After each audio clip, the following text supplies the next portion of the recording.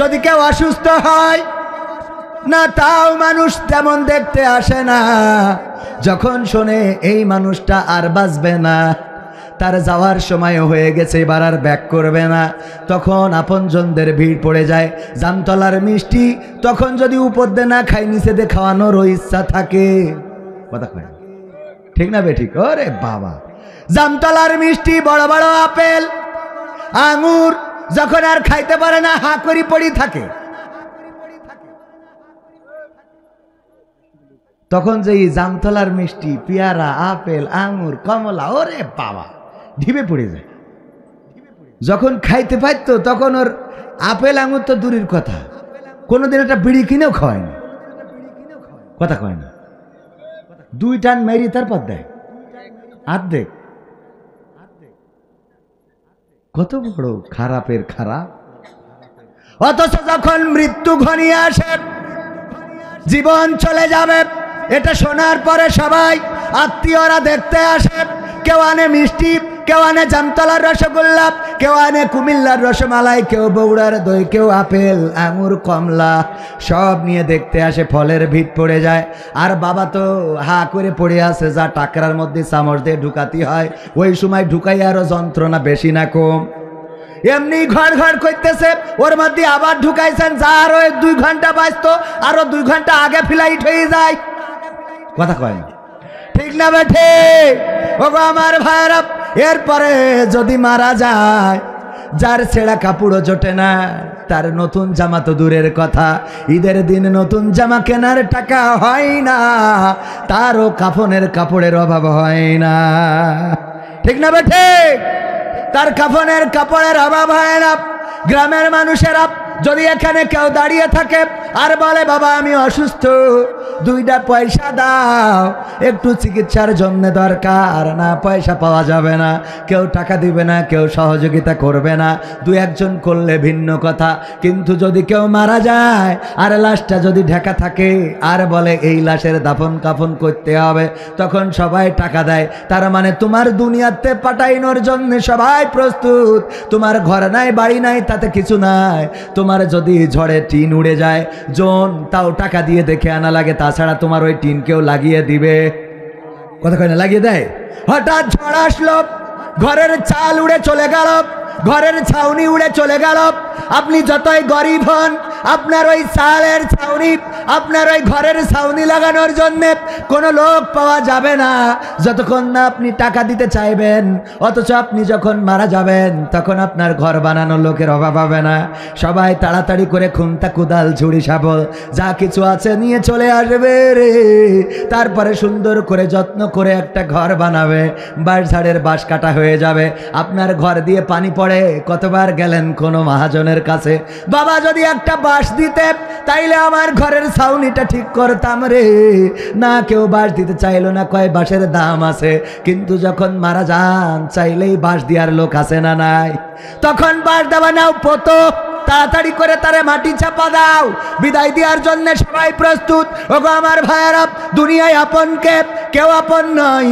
স্ত্রীর যদি বয়স থাকে গো, তাইলে কিন্তু স্ত্রীও আপনার জন্য অপেক্ষায় থাকবে না। আমি আমার স্ত্রীকে ওসিয়ত করে রেখেছি, ওগো আমার বিবি, আমি যদি 10 বছরের মধ্যে মারা যাই, তাইলে তুমি বিয়ে করতে পারো। এটা আমার পক্ষ থেকে তোমার প্রতি নির্দেশ। আর যদি 10 বছর পরে মারা যায়, তাইলে তো কিছুটা বুড়ি হইলাম, 2 জনে বুড়ো বুড়ি হইলাম একসাথে। এরপরে তোমার ইচ্ছা করতেও পারো, নাও পারো। তবে 10 বছরের আগে যদি মারা যায়, তাইলে তুমি বাকি জীবনটা আর এইভাবে কাটায়ও না, আর একজন নিয়ে ভালো করে ফুর্তি করো। কথা কয় না? এগুলো বলার দরকার আছে না নেই? তা না হলেও সারা জীবন দরকার কি? অপেক্ষায় থাকার কি দরকার আছে? বেহেশতে যাই আমরা ওখানে হুড়মুর যদি পাই, পাবা না পালি না পালা। হ্যাঁ, লোক দাঁড়ায় রে, বসো না, তোমাদের ভাই এনার্জি বেশি, কই তো লাভ নেই। ওদের এনার্জিতে দাঁড়ায় রয়েছে। যাদের এনার্জি নেই ওরা বসবে, যাদের এনার্জি দাঁড়ায় থাকবে। হ্যাঁ, তবে কোরআনের মাহফিলের আদব হলো বসা। আল্লাহ রাব্বুল আলামিন বলেছেন, ওয়াইযা কুরিয়াল কুরআনু ফাসতামিউ লাহু ওয়া আনসিতু লাআল্লাকুম তুরহামুন। আমার আল্লাহ বলছেন, যখন তোমাদের সামনে কোরআন পড়া হবে, কোরআন বলা হবে। যখন তোমাদের সামনে কোরআন থেকে আলোচনা করা হবে গো, তখন তোমরা চুপ থাকবে এবং হৃদয়ের কান দিয়ে শুনবে, যাতে করে তোমাদের উপরে আল্লাহর রহমত বর্ষণ হতে পারে। বলেন সুবহানাল্লাহ। আমরা রহমত চাই কার? আল্লাহর রহমত থাকলে বরকত আছে না নাই? এই জন্য আমরা যখন সালাম দিই তখন কি বলি? রহমা, কি বলি? আসসালামু আলাইকুম রহমাতুল্লাহ, তোমার উপরে আল্লাহর শান্তি এবং রহমত বর্ষণ হোক। অপরজন বলে ওয়ালাইকুম আসসালাম রহমাতুল্লাহি ওয়া বারাকাতুহু, তোমার উপরে শান্তি, আল্লাহর রহমত এবং বরকত বর্ষিত হোক। বলেন সুবহানাল্লাহ। রহমত করলেই বরকত আছে না নাই? আর বরকত যার আছে তার অভাব হবে না, তার কষ্ট হবে না, দিন খারাপ যাবে না, খাইলেও সুখে থাকবেন, না খাইলেও সুখে থাকবেন। এর নাম বরকত। এর নাম কি? এর নাম বরকত। আর যার রহমত নাই তার বরকত নাই। অনেক টাকার মালিক, কোটি কোটি টাকার মালিক, কিন্তু শান্তি নাই, এমন আছে না নাই? সালমান এফ রহমান দরবেশ বাবা আল্লাহর ওলি কত বড় পরহেজগার, তার মৌজেজা দেখিয়েছিল শেয়ার বাজার কেমন করে লুট করতে হয়, মৌজেজা দেখায় লুট করেছিল গো। দেখেন এই আল্লাহর ওলি পরহেজগার যখন বিপদে পড়ে গেল, দাড়ু কেটে ফেললো, তারপরেও বলেন বিপদ ধরেছে না ধরে নাই? তাহলে কোটি কোটি তার টাকা থেকে কোনো লাভ আছে না? নাই। এখন জেলখানায় ওই যে ডিম খায়, উপর দেনা নিচে দে বলতে পারবো না। ওগো আমার ভাইয়েরা, টাকা থেকে তো লাভ নাই, ডিমই তো খাওয়া লাগে, গোশ জোটে না। কথা কয় না, ঠিক না বেঠে? আবার আমার মানিক ভাই দেখেন কত বড় পরহেজগার। ওরে আল্লাহ, টেলিভিশনে ওই নায়িকার সাথে না সাংবাদিকের সাথে খারাপ আচরণ করলো, বুঝতে পারলো ভুল করে ফেলেছি, এই জন্য তওবা করে দাড়ি রেখে টুপি পরে বনবাসে চলে গেল। বনে যেয়ে কলা পাতায় শুয়ে থাকলো রে, তারপরেও তার বিসি দুটো খুলি নিয়েছ নাকি মানুষ, ঠিক না বেঠে? দেখেন তালি টাকা পয়সা থেকে, অর্থ থেকে কোনো লাভ আছে নাই। কিন্তু একজন ইমাম, একজন আলেম, একজন মুয়াজ্জিন, একজন ইসলামী আন্দোলনের নেতা, একজন ইসলামী আন্দোলনের কর্মী, তার হাতে হাত করা, পায়ে ডান্ডা বাড়ি, তারপরেও মুখে হাসি আছে না নাই?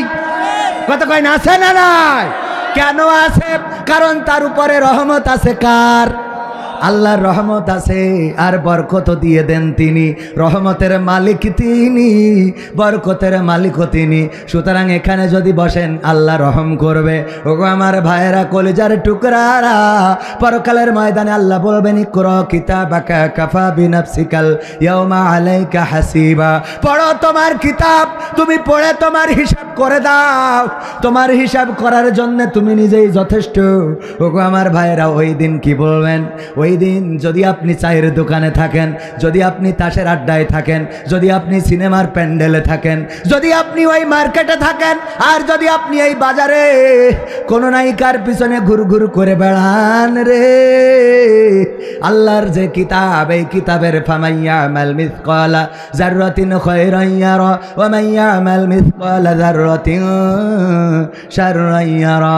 ওই দিন যারা পরিমাণ ভালো কাজ সেটাও আল্লাহ দেখাবে, আর যারা পরিমাণ খারাপ কাজ সেটাও আল্লাহ রাব্বুল আলামিন দেখাবেন। ওগো আমার ভাইয়েরা, আজকের এই মাহফিলে বসলে এটা হতে পারে আপনার গোটা জিন্দেগির যারা পরিমাণ ভালো কাজ, ঠিক না বেঠে? আমাদের জীবনে কত পাপ আছে। আমি মাঝে মাঝে বলি, আমার পাপের খবর যদি আমার মা জেনে যেত, আমার মা আমার ভাত রান্না করে খাওয়াতো না। আহারে, এমন কুলাঙ্গার সন্তান আমি পেটে ধরেছিলাম। আমার বাবা যদি জেনে যেত, বাড়িতে জায়গা দিত না। যদি গ্রামের বন্ধুরা জেনে যেত, আমার রকি, মারুফ, আলামিন, এরা যদি জেনে যেত, তাইলে আমারে বড় ভাই বলে ডাকতো না, সম্মান করতো না। যদি আমার স্ত্রী জেনে যেত, ঘর সংসারটাও টিকতো না, বলতো তোমার মতো স্বামীর সাথে সংসার করা যাবে না। যদি আমার গুনাহ থেকে গন্ধ বের হতো এবং সেই দুর্গন্ধের কারণে আমার স্টেজে কেউ বসতে দিত না, আমার সামনে মানুষেরা বসতো না, এমন অনেক গুনাহ আছে পৃথিবীর কোনো মানুষ জানে না। জানি আমি, আর জানেন কি? জানি আমি, আর জানে আল্লাহ। যেই গুনার খবর পৃথিবীর কেউ জানে না, তাহাজ্জুদে কাঁদতে হয় আল্লাহ। তুমি কত গুনাহ গোপনে রেখেছো, এই গুনাহগুলো যদি সমাজের মানুষ জেনে যেত রে, তাইলে আমারে ঘৃণা করতো। এমনিতে দেখে হুজুর বলে সম্বোধন করে, আমারে ওয়াজ করতে দেয়, আলোচনা করতে দেয়, কত গুনার খবর আমি জানি। আর জানো তুমি, আল্লাহ তুমি যদি ক্ষমা না করো কে ক্ষমা করবে? আল্লাহ পরকালে ওসিলা তালাশ করবেন। ওগো আমার ভাইয়েরা, ওগো আমার যুবকেরা, ওগো আমার তরুণেরা, আল্লাহ বলেছেন যাররা পরিমাণ ভালো কাজ দেখাবে, যাররা পরিমাণ খারাপ কাজও দেখাবে। আজকে যদি এই মাহফিলে বসেন, এটা হবে যাররা পরিমাণ ভালো কাজ। আর এই মাহফিল আল্লাহ যেহেতু বলেছে ইকরা কিতাবাকা কাফা বিনাফসিকা আল-ইয়াউমা আলাইকা হাসিবা, তার মানে কিতাবটা আমাদের হাতে ধরাই দেবে, দিয়ে বলবে পড়ো তোমার কিতাব, তুমি পৃষ্ঠা উল্টায়ে দেখো কোনো ভালো কাজ আছে কিনা। সব পৃষ্ঠা উল্টাবেন একটা একটা করে, উল্টালে দেখবেন আপনি কবে সিনেমা হলে গিয়েছিলেন সেটা আছে, কোন চায়ের দোকানে ডোনাল্ড ট্রাম্পের পিছনে মিছিল করেছেন, নরেন্দ্র মোদীর পক্ষ নিয়ে মুসলমান হয়েও হিন্দু সাজিয়েছেন, সব দেখা যাবে, দেখা যাবে, যাবে যাবে। লাইলাতুল ফেব্রুয়ারিতে কান নিয়ে ইবাদত করেছেন, তাও দেখা যাবে না, যাবে না? কথা কয় না? 14ই ফেব্রুয়ারি গদখালি কান নিয়ে তাহাজ্জুদ পড়তে গেলেন, তাহাজ্জুদ পড়তে যায় পরেশগার, ওটাও দেখা যাবে না, যাবে না? পৃষ্ঠা উল্টাতে উল্টাতে আজকের মাহফিলটাও আসবে, যেহেতু আল্লাহ কথা দিয়েছেন আজকের মাহফিলটাও যারা পরিমাণ ভালো কাজ দেখা যাবে।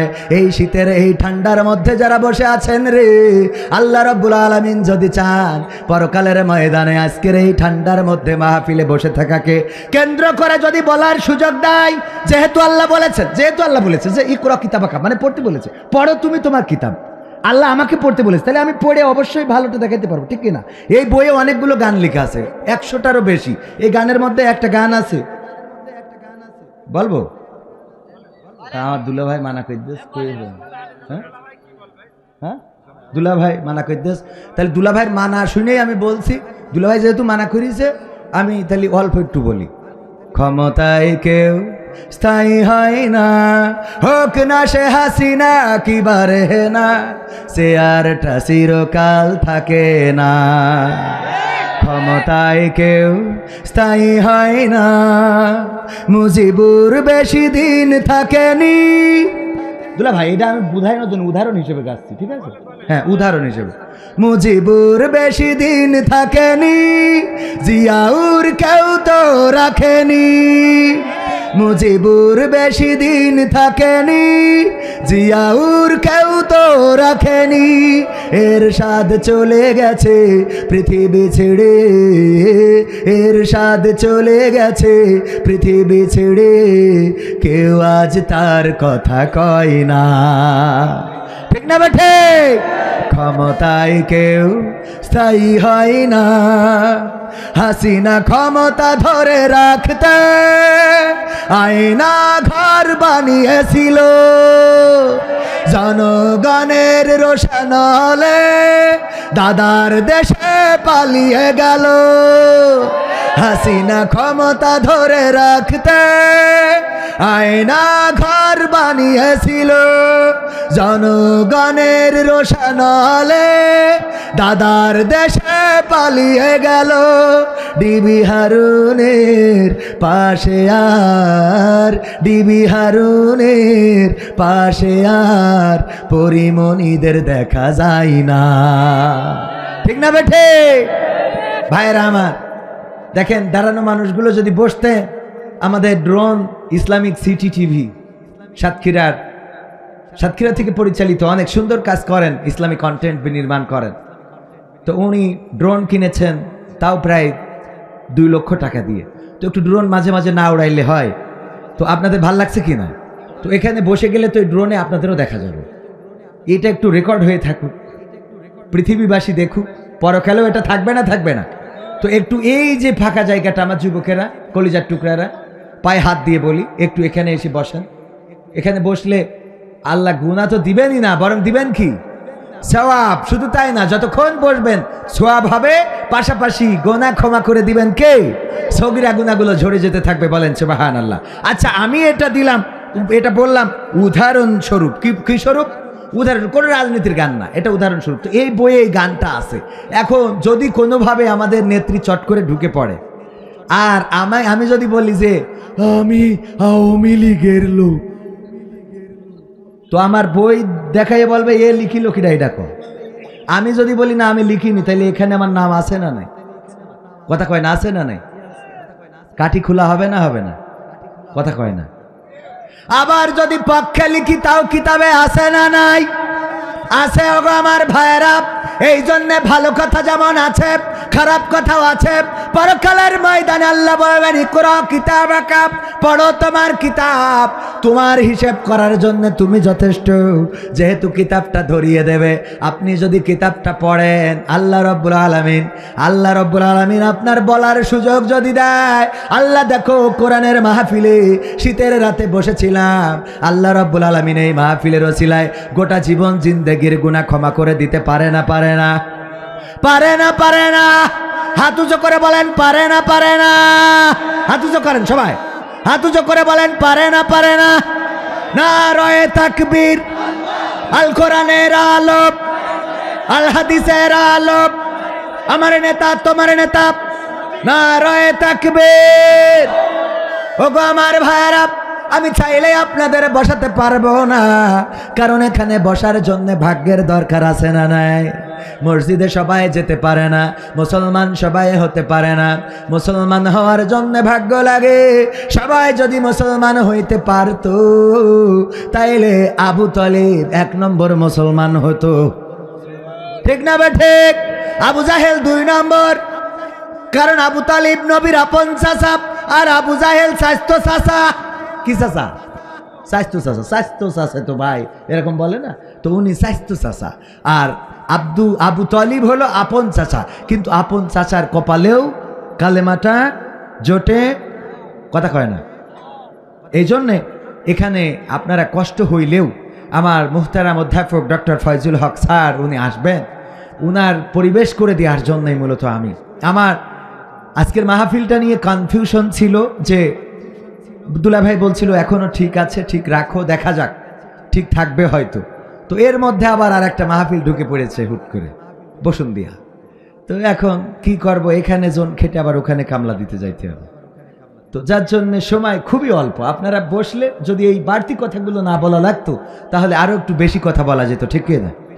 পরকালের ময়দানে আদম সন্তান 5টা প্রশ্নের উত্তর না দেওয়া পর্যন্ত কেউ তার কদম উঠাতে পারবে? কদম উঠাতে পারবে? পারবে না। এই জন্যে এই 5টা প্রশ্ন নিয়ে আমি একটু আলোচনা করতে চাই। আর পবিত্র কোরআনের সূরা সফ, সূরা নম্বর 61, পারা নম্বর 28, সেখানকার সম্ভবত ভুল যদি না বলি 10-11, ইয়া আইয়ুহাল্লাযীনা আমানু হাল আদুল্লুকুম, এটা কয় নম্বর আয়াত? হাফেজরা কইতে হবে। হ্যাঁ, 10-11 নাকি 9-10? যাই হোক, মানে মাঝে মাঝে ভুলে যায়। আমি তো ভালো আলোচক না, আপনারা জানেন, মুফাসসিরও না, আমি হলাম মুসাফির। অনেকেই বলে পবিত্র কোরআনের মুফাসসির বা মুফাসসিরে কোরআন। আমি বলি ভাই মুফাসসিরে কোরআন বললেন না, আমি হলাম মুসাফিরে কোরআন। কি কোরআন? মুসাফিরে কোরআন, মানে সফর করে আসিছি একটু কোরআন থেকে জ্ঞান নেওয়ার জন্য। এই জন্য আমি কি কোরআন, একজন চা বিক্রি করে, তার দোকানের নাম হলো আলহাজের চার দোকান। তো আমাদের এক বক্তা যে বলছে আপনি সত্যি মানে চা বেচে আবার আলহাজ, একটা বিষয় আছে না যে আলহাজ আপনি চা বিক্রি করেন, চা বিক্রি করে হজ করেছেন? তা বলছে আসলে আমি আলহাজ না, আমি হলাম জেল হজ। কি হজ? জেল হজ। কেন? তা বলছে আমি আগে গাঁজার ব্যবসা করতাম, গাঞ্জা আর কি, ওইটার ব্যবসা করতাম। তো আমার পুলিশই ধরি জেলে দিছিল। ওখানে ঢুকার পরে দেখি এখানে দেলোয়ার হোসেন সাইদি, মামুনুল হক, আমির হাসান, সব পীর সাহেব। তো ওখানে দেখলাম এখানে যেহেতু তো এত বড় বড় আল্লাহর আউলিয়া, তো উনাদের সোহবত পেয়ে আমি কিছুটা নিজের পরিবর্তন করে নিছি।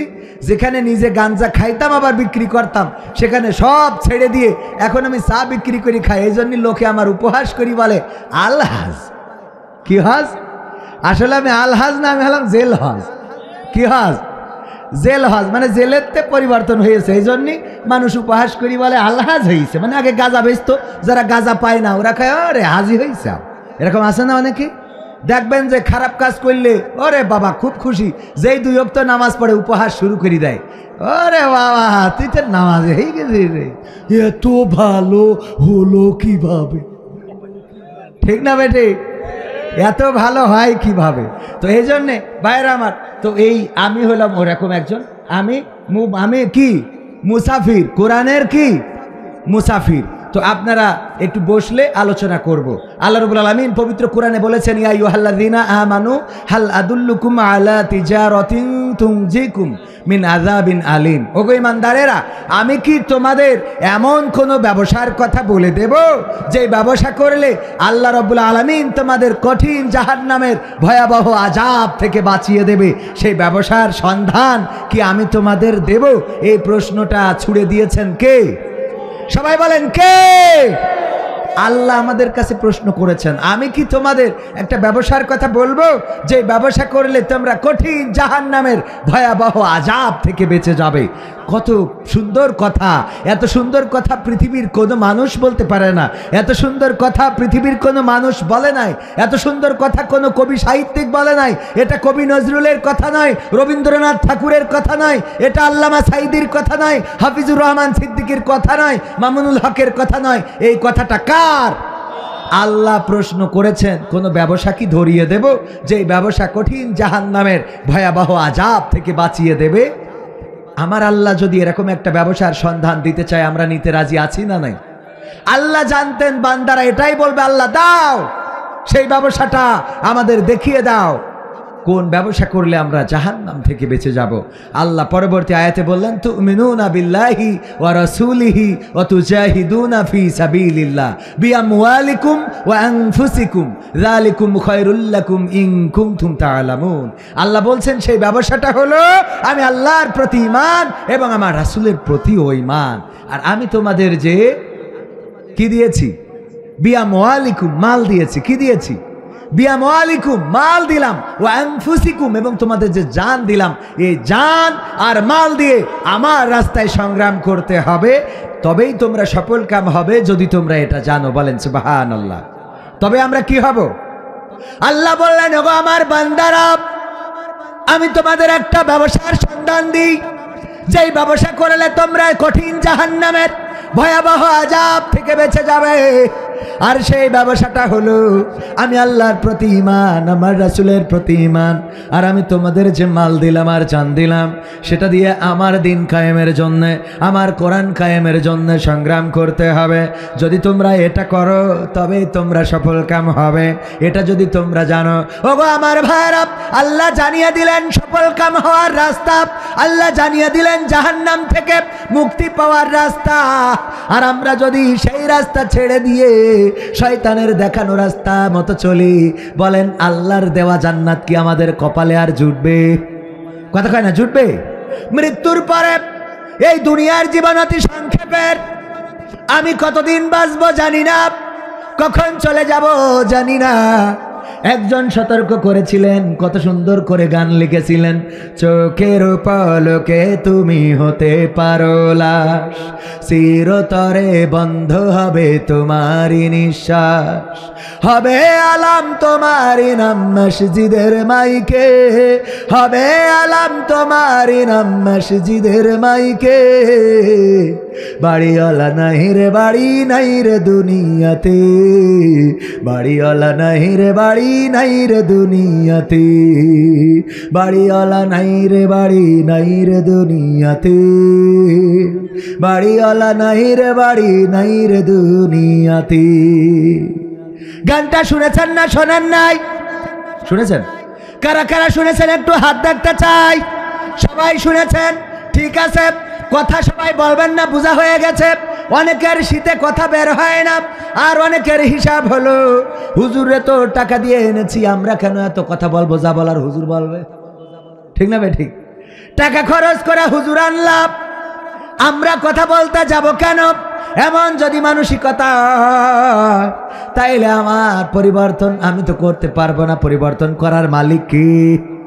পরিবর্তন করার মালিক কে? এই আল্লাহর নাম নিতেও যাদের কষ্ট হয়, বাবা রে, কবরে যাওয়ার পরে প্রথম প্রশ্ন, মান রব্বুকা, তোমার রবকে? রব্বি আল্লাহ। আল্লাহর নাম যারা নিতে পারে না, আল্লাহর নাম যারা নেয় না, সারাদিন কত নাম জপলেন, বঙ্গবন্ধু বঙ্গবন্ধু, তারেক জিয়া, খালেদা জিয়া, জিয়াউর, এরশাদ, নিজামী, শফিকুর রহমান, কত নাম, আল্লাহর নাম জপার সময় হইল না। অথচ মারা যাওয়ার পরে এই জাতীয় আল্লাহর ওলি একজনও কাজে লাগবে দুনিয়ায়, তাই যার মতো সে চলে গেছে। কথা কয় না, এই ঠিক বলছি না বেঠিক? দুনিয়ায় তাই যার মতো সে। আবার যারা এখন টাইম লাইনে যদি বিপদে পড়ে, এরা আবার হারিয়ে যাবে না, যাবে না? কথা কয় না, যাবে না, যাবে না?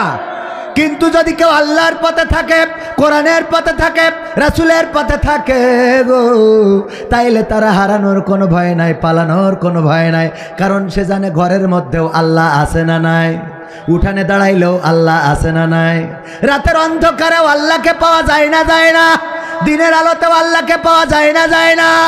যদি আপনি মসজিদে যান, সেখানেও আল্লাহ আছে রে।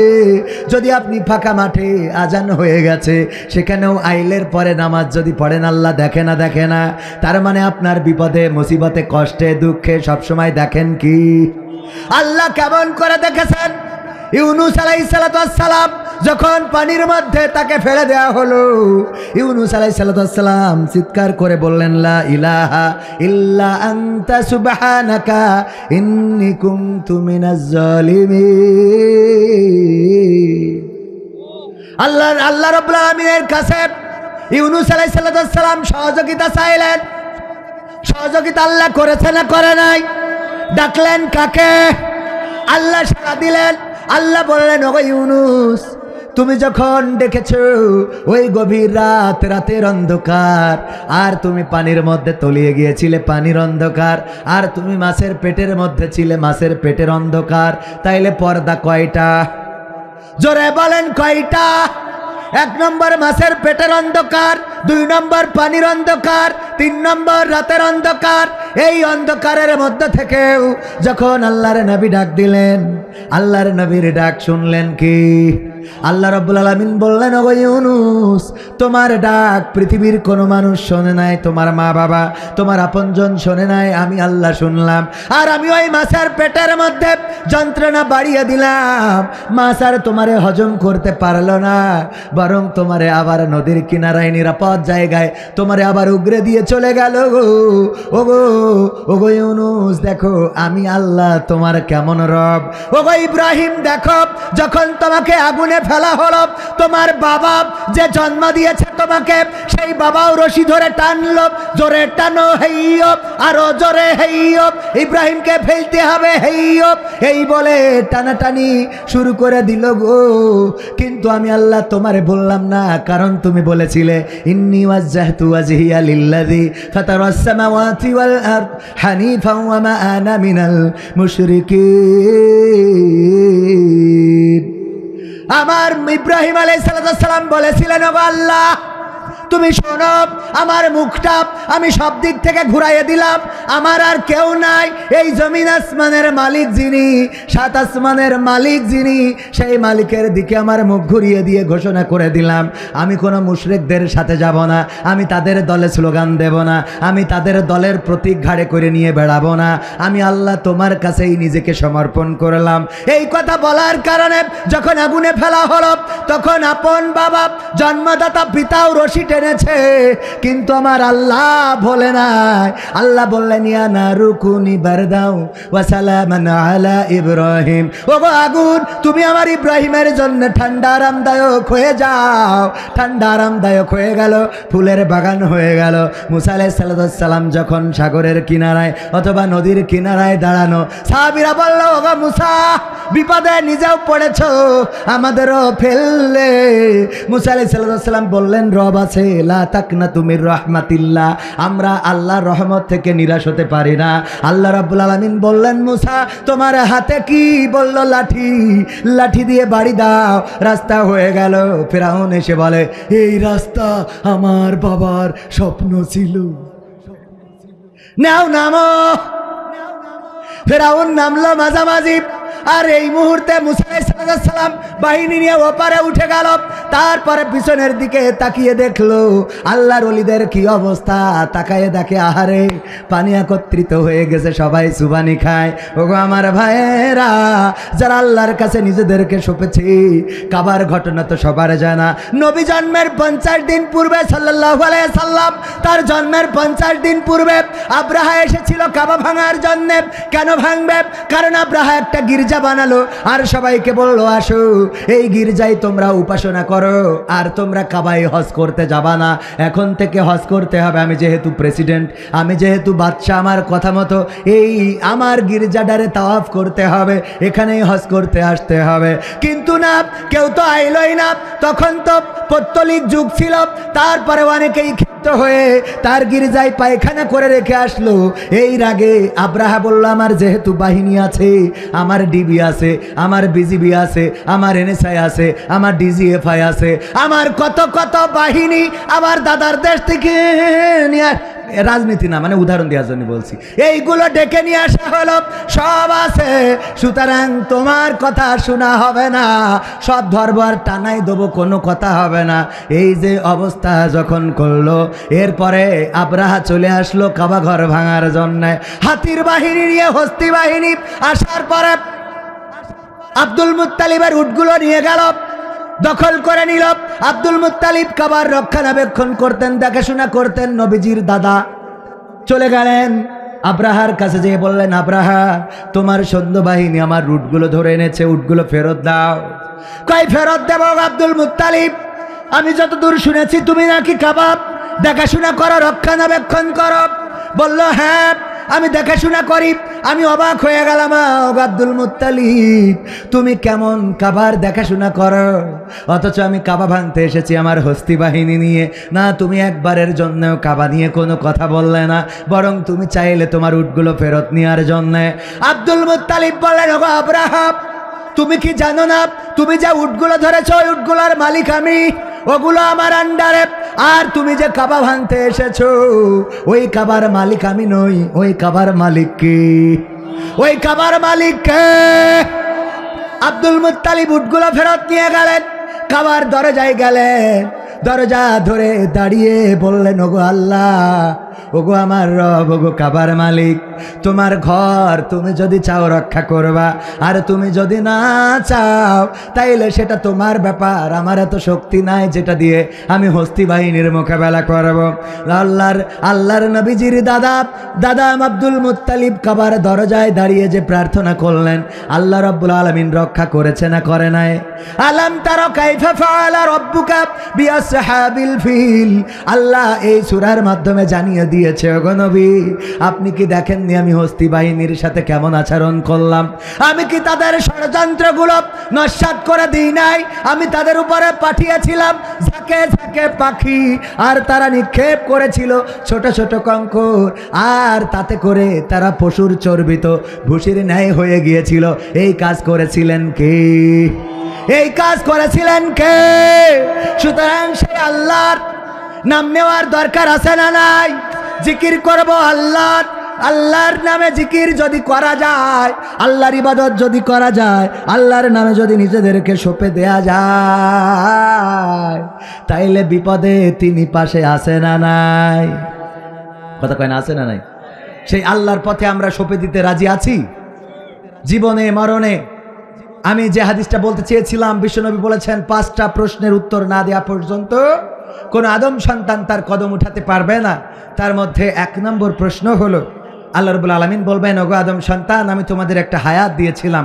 আজকে ঈশার সময় আমাদের মুহতারাম হাফেজে কোরআন এখানে তেলাওয়াত করেছিলেন, সেই আয়াতটা সূরা মুলকের সম্ভবত 2 নম্বর আয়াত যদি ভুল না বলি, আল্লাযী খালাকাল মাউতা ওয়াল হায়াতা লিয়াবলুয়াকুম আইয়ুকুম আহসানু আমালা ওয়া হুয়াল আজিজুল গফুর। আল্লাহ রাব্বুল আলামিন বলছেন আমি সৃষ্টি করলাম মৃত্যু এবং সৃষ্টি করলাম জীবন, আর মাঝখানে তোমাদের একটা সময় দিলাম। আমি এই সময়ের মধ্যে পরীক্ষা নিতে চাই, আমি দেখতে চাই পরীক্ষায় কারা উত্তীর্ণ হয়। আর আল্লাহ রাব্বুল আলামিন পরাক্রমশালী এবং দয়াবান, ক্ষমাশীল। বলেন সুবহানাল্লাহ। ক্ষমা করে দিবেন কে? শয়তান বলল আল্লাহ আমারে শক্তি দাও, আমি যেন ওদের রন্ধ্রে রন্ধ্রে ঢুকে ধোঁকা দিতে পারি, আমারে যেন কেউ না দেখে, আমি যেন কিয়ামত পর্যন্ত বাঁচতে পারি। আল্লাহ রাব্বুল আলামিন বললেন, শয়তান তুই যেটা চাইছিস, অভিশপ্ত ইবলিশ আমি তোরে সেইটাই দিলাম। কয় আল্লাহ তুমি আমারে যে ক্ষমতা দিচ্ছ, মানুষ আমারে দেখবে না, কিয়ামত পর্যন্ত বাঁচবো এবং তাদের রন্ধ্রে রন্ধ্রে ঢুকে আমি ধোঁকা দেব, সুতরাং একটাও জান্নাতে যাবে না, একটাও জান্নাতে যাবে না, সব তো জাহান্নামে নিয়ে যাব, তুমি ঠেকাবা কিভাবে? আল্লাহ রাব্বুল আলামিন বললেন, ইবলিশ শয়তান অভিশপ্ত, শোনো, আমার বান্দারা পাপ করার পরে যখন আমার কাছে ফিরে আসবে এবং তওবা করবে, আমি তাদের ক্ষমা করে দেব। সুবহানাল্লাহ বলবেন, আমি তাদের ক্ষমা করে দেব। তার মানে সারাদিনের কাজ বৃথা। মাঝে মাঝে আমরা মাছ ধরার জন্য বান্দাল দিই, আমাদের আঞ্চলিক ভাষায় বলে বান্দাল দিয়া, আপনারা কি বলেন? বান্দাল না? হ্যাঁ, আঞ্চলিক ভাষা এটা বাঁধ দেয়া, শুদ্ধ ভাষা হলো কি দেয়া? বাঁধ দেয়া। আমরা বাঁধ দিই, এই যে বাঁধ দিই বা বান্দাল দিই, এই বান্দাল দিয়ে মনে করেন পানি সেচা শুরু করি। প্রথমে যে বান্দালটা দিই মনে করি অসুবিধা নেই, সেচলেই হবে, কিন্তু মোটামুটি যেই পানি শুকিয়ে আসে হঠাৎ করে এক চাপে ভেঙে একেবারে পানি একাকার হয়ে যায়। এরকম ঘটেছে না ঘটে নাই? আমার জীবনে অনেকবার ঘটেছে, আপনাদের জীবনে না ঘটলে কিছু করেন, ঘটেছে না? হ্যাঁ, সবার জীবনে ঘটেছে। তো এই যে সবার জীবনে ঘটলো, এই ঘটার পরে আমরা কি বলি বলেন তো? সারাদিনের পরিশ্রমটা মাটি হয়ে গেল, ঠিক না বে ঠিক? শয়তানও কাঠি করে করে রকির লাইলাতুল ফেব্রুয়ারিতে গদখালি পাঠাই দিয়েছে, যাও ঘরো মোটর সাইকেলে গিয়ার দাও,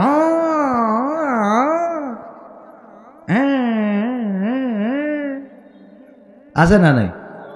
গিয়ার দিয়ে রাত্রি হঠাৎ মনে হয়েছে আল্লাহ আমি করলাম কি, এটা ঠিক হয় নাই, সিজদায় পড়ে গেছে, তওবা করলো। শয়তান খালি জিবেই কি করলাম, সারাদিনের কষ্ট মাটি হয়ে গেল।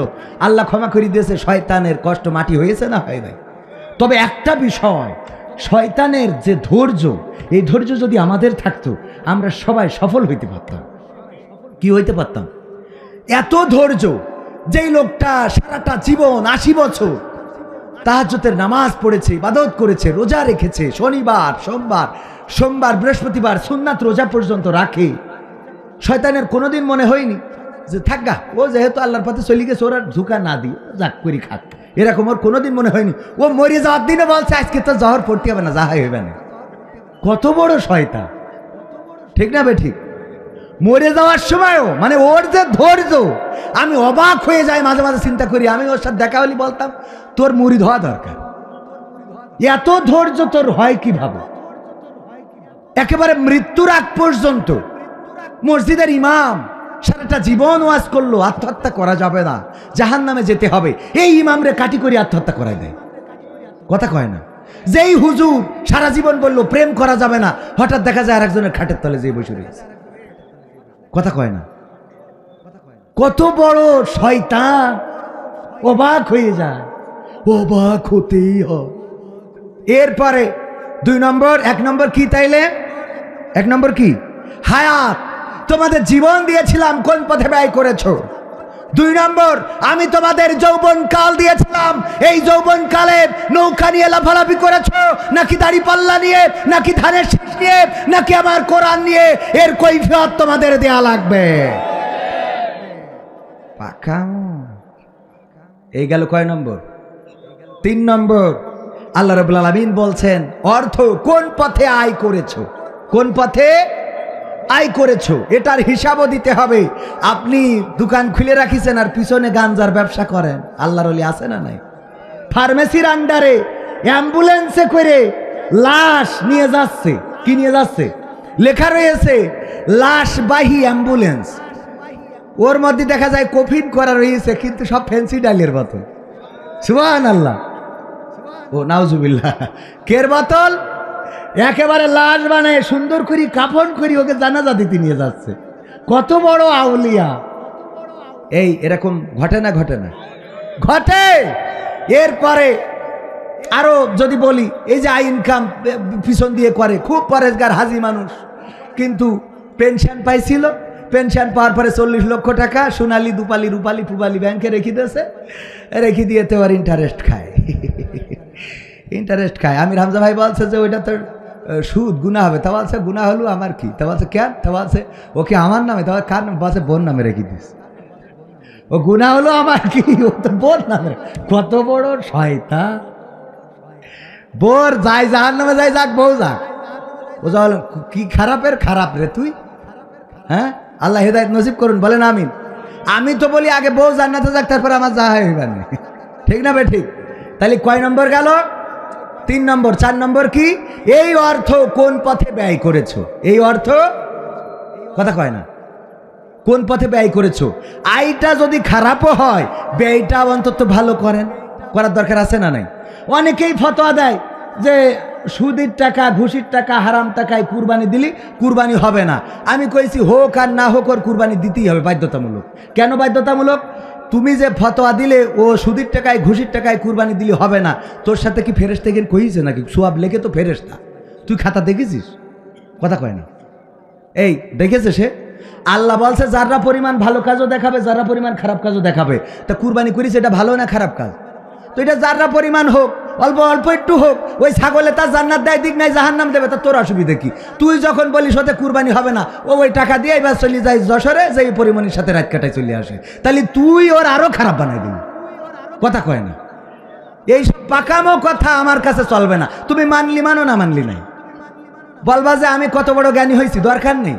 জ্ঞানী তোমরা, তোমাদের জ্ঞান আছে, আমি এটা মানি। তোমরা আমাদের উস্তাদ, কিন্তু আমাদের উস্তাদ বলি একজন খারাপ পথে ইনকাম করেই ফেলাইছে, টাকা তো ঘরেই চলে গেছে।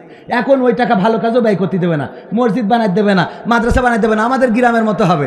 দুইজনে হ্যাঁ হ্যাঁ করিছে, তো করার পরে ওই দুজনের ধরিয়ে জরিমানা করিছে। তো জরিমানা করার পরে কয় টাকা? তখনকার সময় 3000 টাকা। কয় হাজার? 3000।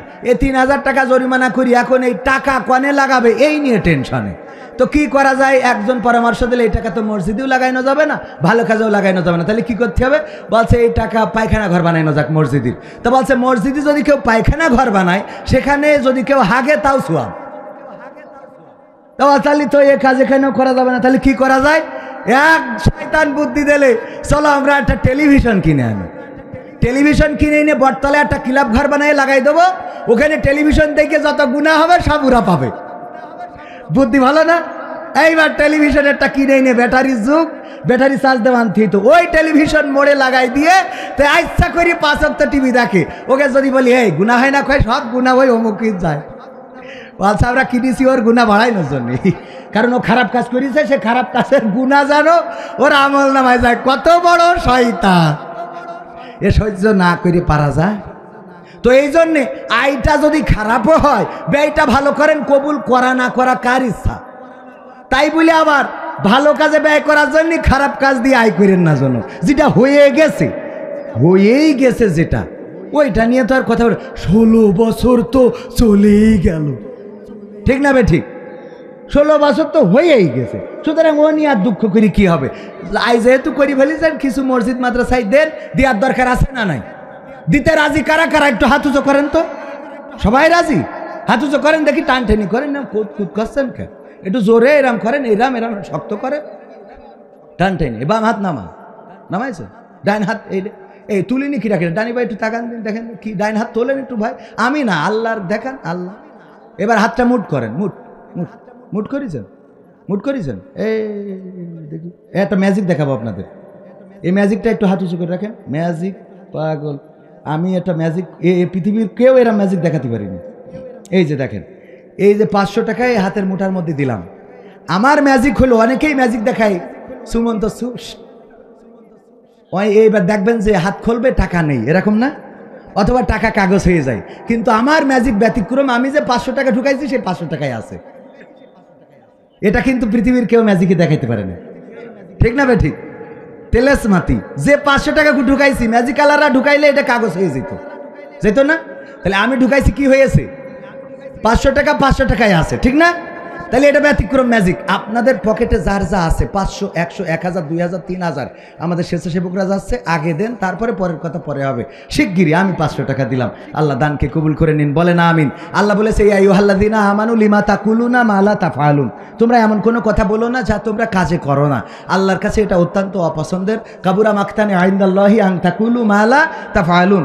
একদম পকেটে যা আছে প্যাকেটে আগে দেবেন, তারপরে পরের কথা পরে হচ্ছে ভাইয়েরা, 500, 1000, 2000, 3000 এই মাদ্রাসার জন্য অনেক খরচ। আমি যখন এসেছিলাম 2-4 বছর আগে, তখন এই মাদ্রাসার ডিম দিয়েছে, ওরে আল্লাহ, এক বোন দেখেন 500 টাকা। আরে ডিম কি জেলখানায় পাঠাইতে হবে? না, এখানকার জন্য, মাদ্রাসার জন্য। ও মাদ্রাসা, তাহলে ঠিক আছে। না, আমি জেলখানায় দরকার নেই, ওরা তো পাই। আল্লাহ কবুল করুন। কয়টা ডিম? 1, 2, 3, 4, 5, 6। আল্লাহ হাঁসের ডিম, আল্লাহ কবুল করুন, বলে না আমিন।